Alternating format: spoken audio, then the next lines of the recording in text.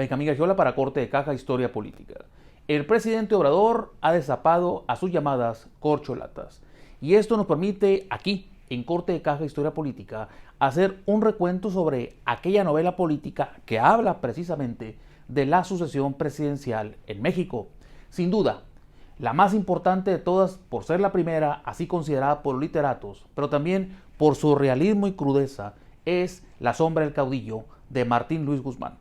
Si bien se editó en España cuando Martín Luis Guzmán, que había sido villista, no solo escritor y después guionista de cine, se encontraba en la madre patria, desde allá causó furor porque platicaba sobre los procesos sucesorios en esa etapa novelada y de ficción, por lo tanto, que van de la sucesión presidencial de Obregón a Elías Calles el 24 de México.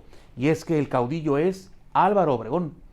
Y ahí aparece una constelación de personajes con cuales podemos identificar y ponerles una directriz o una estrellita.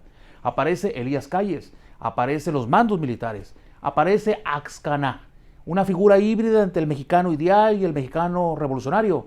Aparece todo un arcoíris de personajes que le podemos, repetimos, poner un arcoíris o una etiqueta. Pero lo importante es que fue vetada. Esta novela, que después se hizo película, fue vetada por el ejército porque el mismo ejército aparecía como el gran conspirador en la sucesión presidencial que llevó a Huitzilac el asesinato del general Serrano allá, en Huitzilac, en el viejo camino de México a Cuernavaca. Sin duda, otra gran novela, pero años adelante, son aquellas de La costumbre del poder de Luis Espota, que reflejan maravillosamente la mecánica de la sucesión presidencial en tiempos de Luis Echeverría Álvarez. Y es que en esos años, en los 70s, Luis Espota, un gran conocedor de las tripas políticas en México, había reflejado en su novela, varias por cierto, a quienes denominó La costumbre del poder, empezando por El primer día, La víspera del trueno y otras más.